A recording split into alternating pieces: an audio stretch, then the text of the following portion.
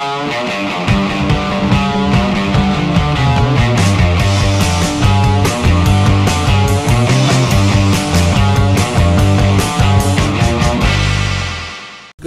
gains. Today's video is about power meters. You're going to do a video why power meters are expensive gimmicks and you shouldn't get one. Well, I disagree with that one. I've got 4 power meters now. I've got 3 stages and 1 power tap. What is a power meter? What is a power meter? Power meter is basically, this is my power tap. So this fat hub here contains strain gauges.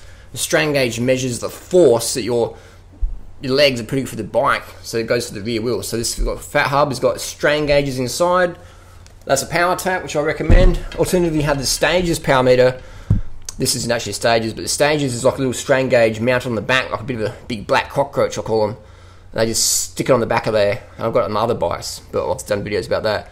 So why do I use this power meter? Why do I recommend power meter?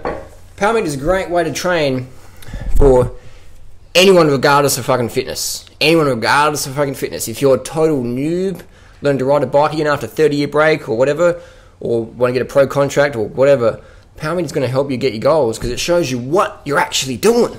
No other way shows you what you're actually doing. Average speed means fuck all. Heart rate, nah, a lot of variables there. So what are you left with? Speed, this means fuck all. Heart rate, nah. Power. Power is actually what you're doing right now. What are you doing? Heart rate's more how you're responding to something, but your heart rate can fluctuate if you're taking stimulants, you're dehydrated, you're super excited, not enough carbs in the system. Heart rate can fluctuate wildly. So heart rate is not an accurate pacing tool compared to power. Power is like what you're doing right now. So if you back off your pedals, your power drops off. If you push on the pedals, power goes up. If you increase your cadence, power can go up. That's what things that's taught me a lot is now with the power meter since 2009, my cadence has gone up. Cadence means how many times you spin the pedal per minute. So optimum cadence for climbing is between 80 to 110. For sprinting, it's more like 95 to 130. Some downhill and BMXs get up to 170, even 200 cadence. So the more you can spin it, you save your sugar stores, because when you're spinning your pedals, you're burning more fat. When you're grinding your pedals, you're burning more sugars. So your sugar stores are exhaustible.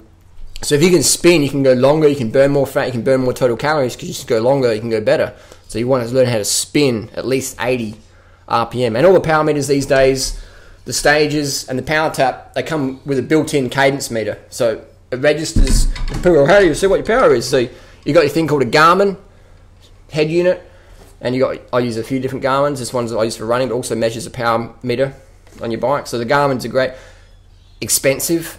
Yeah, I mean, definitely if you're living in the West, generally you can afford a power meter. If you make some sacrifices, you can.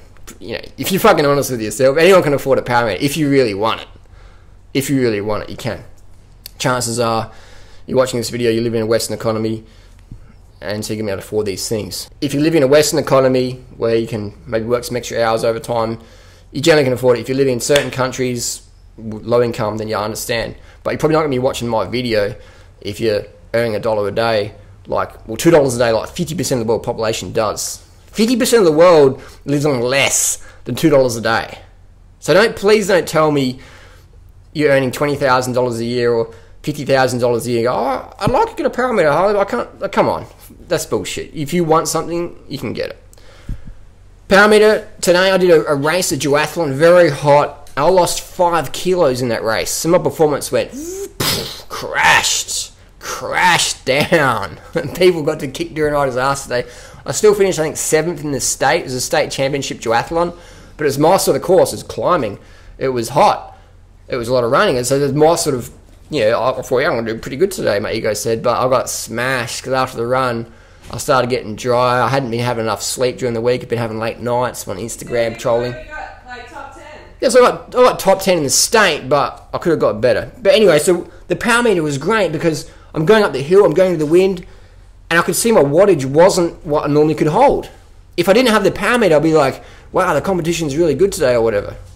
But it wasn't that. It's just I was out of shape. I had not enough water in my system from too many late nights, not drinking enough. So the power meter showed me I was dehydrated. I was carved up, Slept not enough, but I was getting dry. I wasn't getting thirsty, but I could feel the dryness. I could tell by the wattages how they were low compared to normal that something wasn't happening.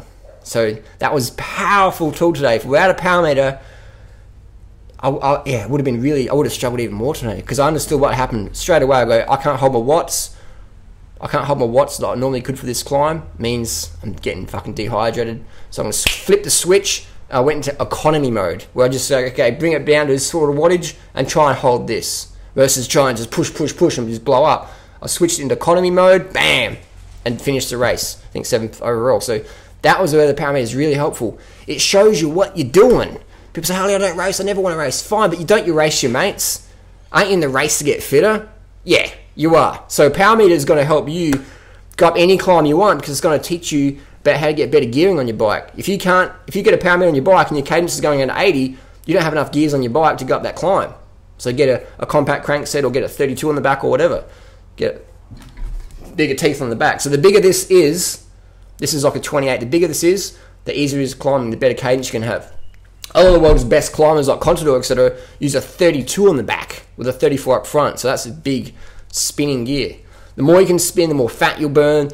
You'll save your legs for when it matters. Another thing with power meters is that you don't really need to understand. I don't train with like a fancy training program, whatever. I just use Strava, which is a free app. Strava. So I don't have a coach. I don't follow anything full on rigorous, but I use power to show me where I'm at. Show me what I did today. What am I doing now? What have I done today or yesterday? Am I getting better? And what do I need to do to get to the next step? Here's an example. You ride up your local climb. It takes you 10 minutes. You can hold 200 watts.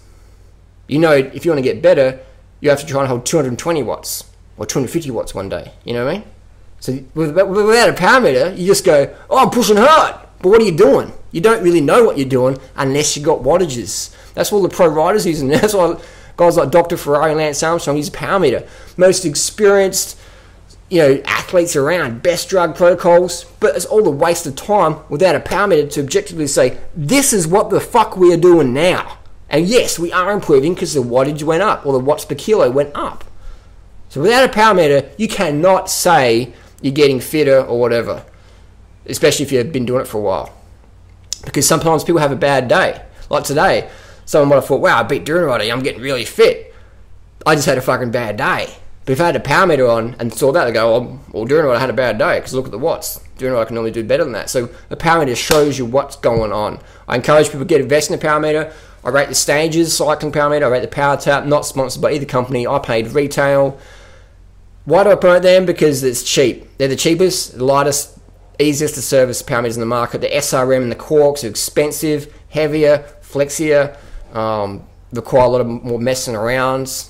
So they're good products. They're excellent products, SRM, Quark, etc. But in 2013, almost 2014, why are you going to spend so much money for essentially something that you can get almost 25% of the original price, like Stages or a Power Tap? Why are you going to spend $4,000 or $2,000 for Quark or SRM when you can spend $700-800 and get a Power Tap or Quark? You got too much money, maybe. But then maybe buy a power meter for someone else.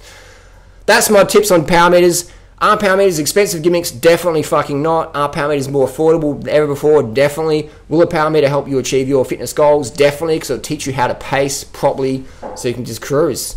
I went out with a friend the other day. She's like, I've never ridden up Norton Summit. I'm like, we'll get you up Norton Summit, guaranteed. Norton Summit, for those who don't know, it's a 5.5 kilometer climb, about 5.6% gradient. So it's a decent climb. She would get to this first 2K and go, turn around, go home. We went out there.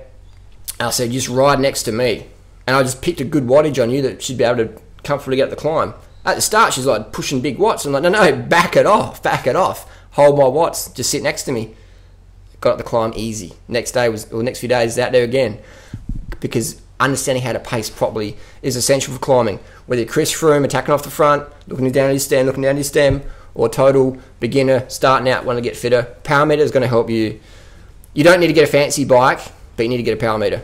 That's my opinion. That's my experience. Post your comments and questions down below. Next question. See you soon.